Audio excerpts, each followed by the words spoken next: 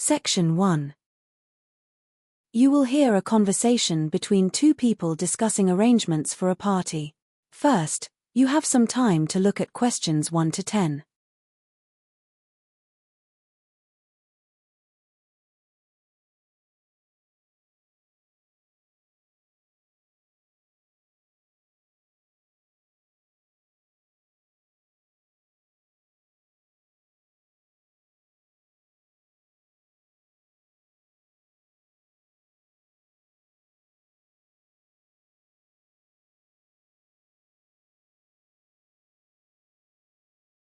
Now listen carefully and answer questions 1 to 10. Hello. I'm glad you could help me with the party preparations. So, as I mentioned, it's going to be this Saturday. I'm hosting it at my house, and we'll start at 7 p.m. Sounds great. How many people are we expecting? We've invited around 20 people. I think that's a good number to keep it comfortable, not too crowded. That sounds perfect. What's on the menu? I've decided to go with a vegetarian menu this time. We'll have a variety of things like pasta salad, roasted vegetables, and some finger foods. I love that. What about drinks? We'll have wine, of course, and soda for anyone who doesn't drink alcohol. Excellent choice. What about the food? Have you decided yet? Yes, I'm thinking of ordering pizza for the main course. It's easy and everyone loves it. I'll also get chips. Sounds delicious. And what about dessert? Oh, I'm planning to make a chocolate cake. The guest of honor requested it specifically, so it's a must. Now you have some time to check your answers.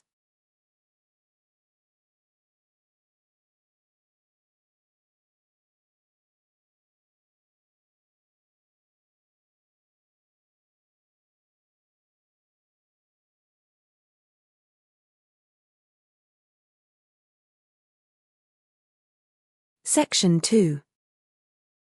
You will hear a talk about a local museum and its exhibits.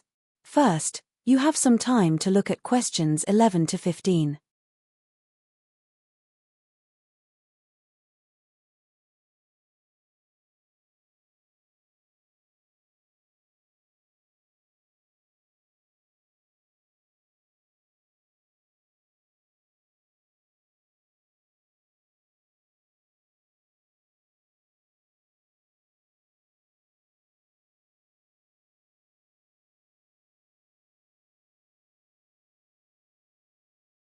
Now listen carefully and answer questions 11 to 15. Welcome to the City Museum. We're excited to have you here today. In this short talk, I'll guide you through the exhibits and give you a few tips to make the most of your visit. First, let me tell you a bit about the museum's history. The City Museum was founded in 1901 and has since become one of the most important cultural institutions in the area. Over the years, it has grown to include over 300,000 artifacts, spanning centuries of history from ancient times to the modern day. As you enter the museum, you'll find the first exhibit on your left. This section focuses on the ancient civilizations of the region, including the Egyptians and Mesopotamians. There, you'll see pottery, sculptures, and even some burial artifacts. The collection is arranged chronologically, so you can walk through the different eras and see how culture and technology evolved. Next, if you continue to the right, you'll come to the medieval exhibit. This section is a favorite among visitors, showcasing artifacts from the 12th to 16th centuries. You'll find armors, weapons, and paintings that depict life during the Middle Ages. The highlight of this exhibit is the famous knight's armor, which was discovered right here in the city during an excavation in 1920. Now you have some time to look at questions 16 to 20.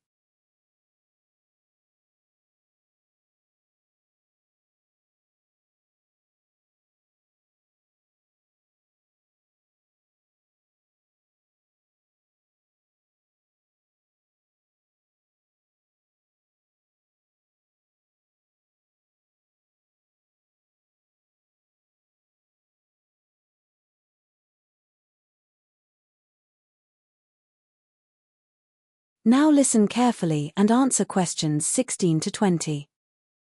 In the farthest corner of the museum, you'll find the Modern History section.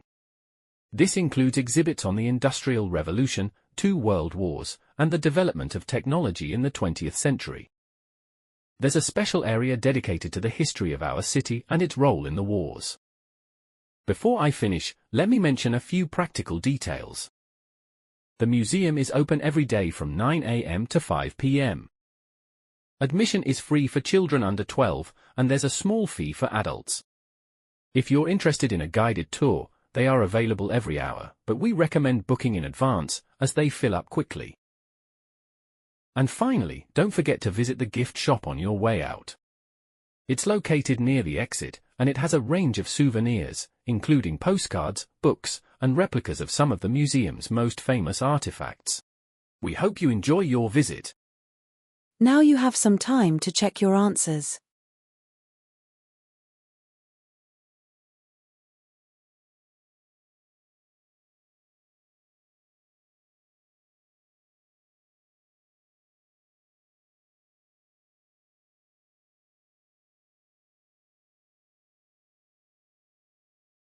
Section 3.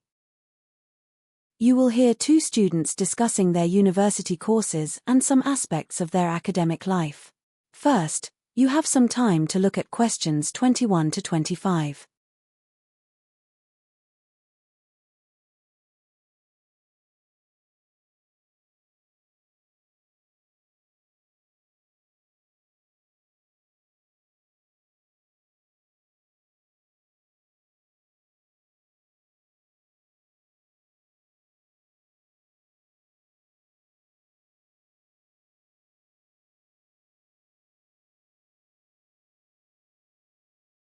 Now listen carefully and answer questions 21 to 25. So, how are you finding the course this semester? It's going okay, but I'm struggling a bit with time management. I've got so many assignments piling up. I know what you mean. I've been having the same problem. I'm taking 3 courses, and they're all pretty demanding. I was thinking of dropping one, but then I'd fall behind. Which ones are you taking? I've got international relations, history, and environmental science. The history course is a bit easier, but the others are quite challenging. I spend most of my time on international relations. I see.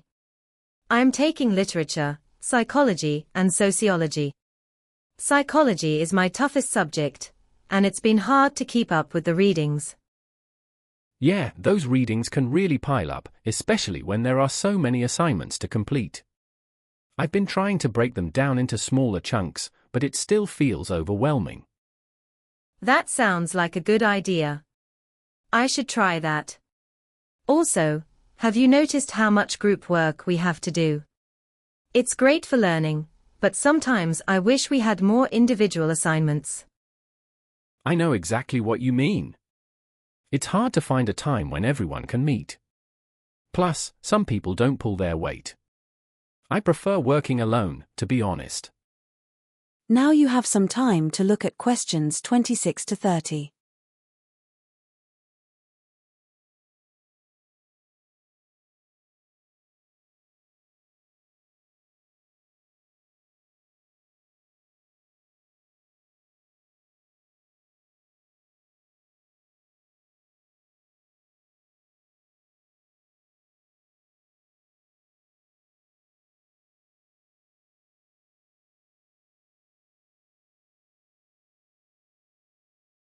Now listen carefully and answer questions 26 to 30. What about your future plans? Have you thought about what you'll do after you finish this course? I'm not sure. I'd like to get a job related to environmental policy, but I don't know if I should apply for a master's degree right away or start working. That's a tough decision. I'm thinking of doing a master's in psychology, but I'm also considering taking a year off to travel and gain some work experience first. Traveling sounds amazing. But if you wait too long, you might miss out on opportunities. On the other hand, it's good to have some real-world experience before starting your career. Exactly. I think I'll apply for a master's and see what happens. If I don't get in, I'll just take some time off and work. That sounds like a solid plan. Whatever you decide, I'm sure you'll be fine. Now you have some time to check your answers.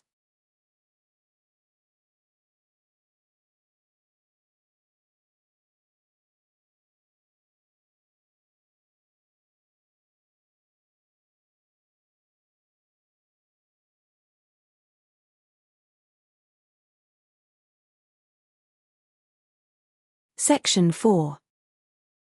You will hear a professor giving a lecture on a research project. First, you have some time to look at questions 31 to 40.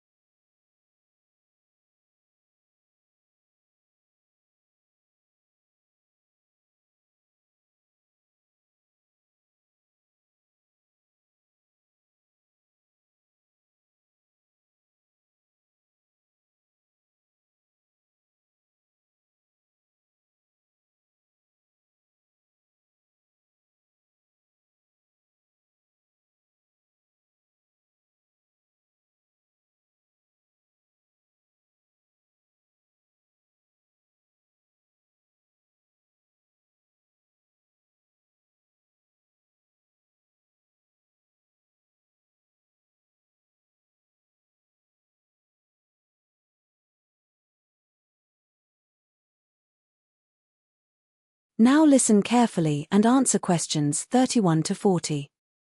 Good afternoon, everyone. Today, I'm going to talk about our latest research project on environmental sustainability.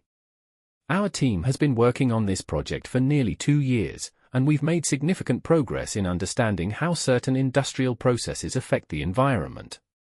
Our main focus has been on the effects of pollution from manufacturing plants.